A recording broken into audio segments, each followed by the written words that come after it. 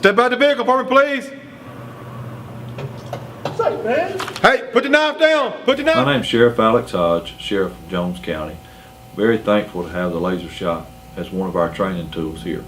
It provides our deputies with real life scenarios, life or death scenarios, that we believe makes a difference in their training. Yeah, you were speeding. Calm down. It's right here. Calm down. Don't step any closer.